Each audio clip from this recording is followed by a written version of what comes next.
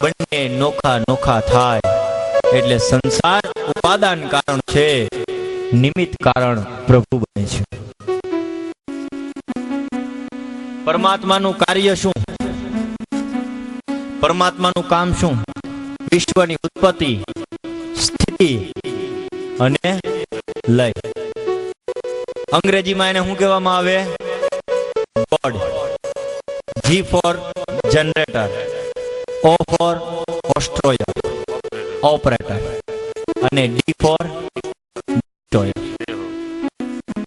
બ્રહ્મા, વિષ્ણુ અને Mahesh. O for operator, બ્રહ્માજી operator કરે. માણસને પોતે સૃષ્ટિનું સર્જન કર્યું, માણસને પોતે મૂક્યા. બ્રહ્માજીનું કામ. O for operator, વિષ્ણુ ભગવાન બધા આપે, પાલન કરે, સંચાલન કરે, અને શંકર ભગવાન છેલ્લે સંહાર કરી નાખે. બ્રહ્મા, વિષ્ણુ અને મહેશ. એટલા માટે ભગવાનને જરાય અહંકાર. વિશ્વ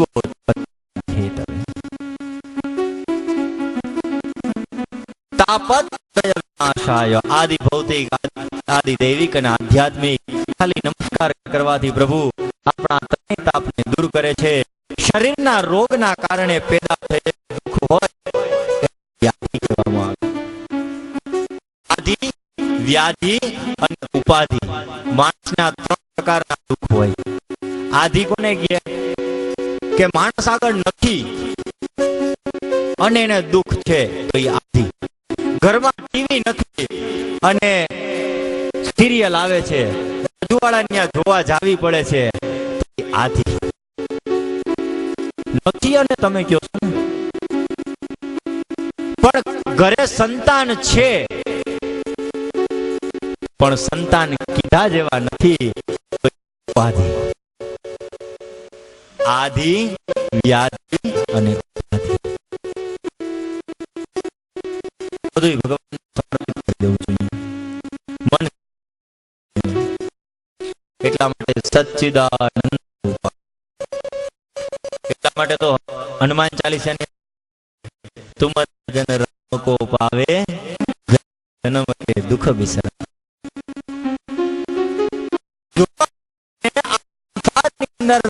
માયાની અંદરથી મુક્ત થઈએ, ઉપાધિની અંદરથી મુક્ત થઈએ, આધિની અંદરથી મુક્ત થઈએ, વ્યાધિની અંદરથી મુક્ત થઈએ તો આપણને છુટકારો મળી જાય છે, મોક્ષ પદ પ્રાપ્ત થઈ જાય છે. ભગવત કથા એ આપણને મહત્તા સમજાવે છે. જગતનું વિસ્મરણ એટલે જગદીશનું સ્મરણ. બસ એ કરતા કરતા કરતા મરણ થાય તો આપણો ભવ સુધરી જાય.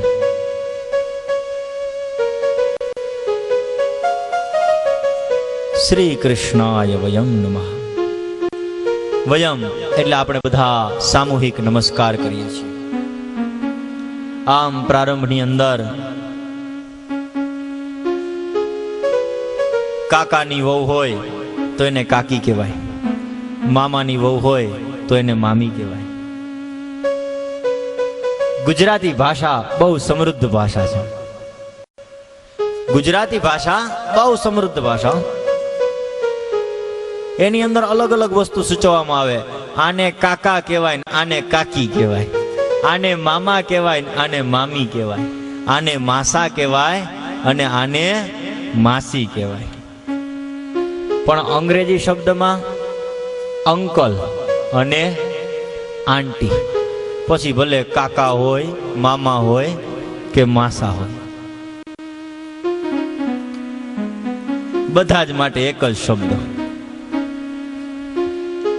અને ગુજરાતની લાડી ઉપરથી પડ્યું લેડી. ગુજરાતની લાડી શબ્દ ઉપરથી પડ્યું લેડી. આપણી સંસ્કૃત ભાષા એટલી સરળ છે, એટલી સમૃદ્ધ છે કે વાત ના પૂછો. એટલા માટે એક વિદેશના વૈજ્ઞાનિકે એમ કીધું કે જો કોમ્પ્યુટર હોય એને સંસ્કૃતમાં કરવામાં આવે તો સાવ સહેલામાં સહેલું થાય.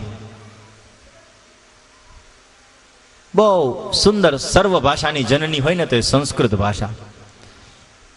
પણ ધીમે ધીમે ધીમે આપણા ભારતમાંથી લય થતો ગયો સંસ્કૃતનો. જ્યારે હું જુનાગઢની અંદર કર્મકાંડ માટે આવ્યો ત્યારે એક જણાએ બહુ મને સુંદર મજાનું વાક્ય પૂછ્યું. મને કે તમે તો કોલેજ કરેલા છો, તમે કેમ આ લાઈનની અંદર આવ્યા? તમારા બધા ગવર્મેન્ટ સર્વન્ટ છે, કોઈ રિપોર્ટર છે, કેમ આમાં આવ્યા? ત્યારે મેં એને સુંદર મજાનો શબ્દ આપ્યો કે આપણી સંસ્કૃત ભાષા છે ને એ સર્વ ભાષાની જનની છે. આ સંસ્કૃત ભાષાની અંદરથી બધી ભાષા નીકળેલી છે. સંસ્કૃત ભાષા એનું જો પઠન કરવામાં આવે, પાઠન કરવામાં આવે, સુખિયા હોય ને એ શબ્દને વખાણે. સુખિયા હોય તે શબ્દને વખાણે, નુગરા હોય તે મતીને વખાણે. સુખિયા હોય તે શબ્દને વખાણે, નુગરા હોય તે મતીને વખાણે. ચેત સમજ મન શબ્દ લૂંટાય છે, હરિજન આવો હરિગુણ ગવાય છે.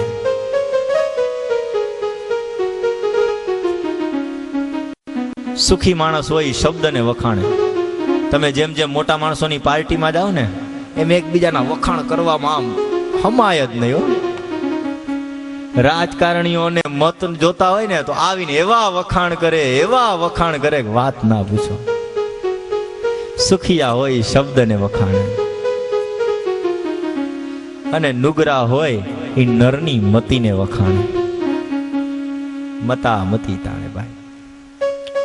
આમ વંદન, પ્રણામ અને નમસ્કાર. વયમ નમઃ, અમે બધા નમસ્કાર કરીએ. નમનનો મહિમા કીધો. નમન કરીએ છીએ, નમસ્કાર કરીએ છીએ. નમન બહુ મોટી વસ્તુ છે. નમસ્કાર કરવા, પ્રણામ કરવા એ બહુ મોટી વસ્તુ છે. નમસ્કાર, પ્રણામ અને વંદન ત્રણેય વસ્તુ અલગ થાય. ત્રણેય એક નથી હો, ત્રણેય અલગ છે. નમન નમન में फेर है, बहुत नमे नादान, दगाबाज दू ना नमे, चित चोर कमान. તમે પ્રભુને નમો, ગુરુને નમો, સંતને નમો, તમારાથી કોઈ મોટાને નમો, ત્યાં તમારી નમ્રતા વ્યક્ત થાય છે. મનથી નમ્યા વિનાનું, તનથી કરેલું દાન ક્યારેય સ્વીકારાતું નથી. તમે મનથી જે દાન કરો એ દાનનો સ્વીકાર થાય છે. મનથી કરેલું દાન. ઘરમાં લાખો રૂપિયા પડ્યા હોય પણ દાન કરવાની ઈચ્છા જ ન થાય તો પરાયણે કે દિનેશભાઈએ કથા બેહાડી, જો આપણે ત્યાં નહીં જાય તો ખોટું લાગશે ને 5 રૂપિયા પોથી ઉપર મૂકવા જો હે. જો 5 રૂપિયા પોથી ઉપર નહીં મૂકીએ તો દિનેશભાઈ ખોટું લાગી જાય. યજમાનને હારું લગાડવા માટે મૂક્યા તો એ મનથી મૂક્યા કે નહીં, એ દાનનો કોઈ દિવસ સ્વીકાર થતો નથી. મનથી કરેલા દાનનો સ્વીકાર થાય છે.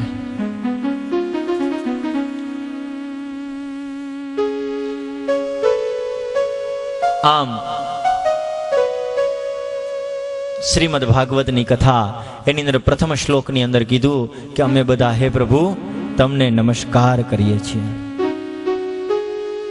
જે વ્યક્તિ છે એ કૃતજ્ઞ બને એ જ ભક્ત બની શકે, અને જે ભક્ત બને ને એ જ ભગવાનને પામી શકે. કારણ કે ભક્તિ બધાના મનમાં રહેલી છે, એટલા માટે જે ભક્ત બને એ જ પામી શકે. ભોજનનો એને જ અધિકાર છે જે ભજન કરતો હોય. ભોજનનો અધિકાર એને જ છે જે ભજન કરતો હોય. એટલા માટે શંકરાચાર્યજી મહારાજ પોતે કહી ગયા છે કે જે વ્યક્તિ ભોજન કરવા માટે બેસે એને 5 મિનિટ 2 મિનિટ તો હરિસંકીર્તન કરવું જ જોઈએ. અન્ન, જળ, પ્રકાશ આ બધું ઈશ્વરે ઉત્પન્ન કર્યું. આપણે ભગવાનનો ધન્યવાદ માનવો જોઈએ, થેન્ક યુ કહેવું જોઈએ ભગવાનને કે પ્રભુ તમારો આભાર કે તમે અમને અન્ન આપ્યું, જળ આપ્યું, સૂર્યનો તાપ આપ્યો. વિજ્ઞાન તો ફક્ત ખાલી જાણે જ છે. આપણા ઋષિમુનિઓ જે શોધ કરી ગયા, આપણા ઋષિમુનિઓ પેલા લખી ગયા છે. જ્યારે આકાશવાણી થઈ ત્યારે ક્યાં ત્યાં દોયડા હતા? નહોતા ને. હવે મોબાઈલની શોધ થઈ. વિચાર કરો, આ તો ત્યારના જમાનાની વાત છે.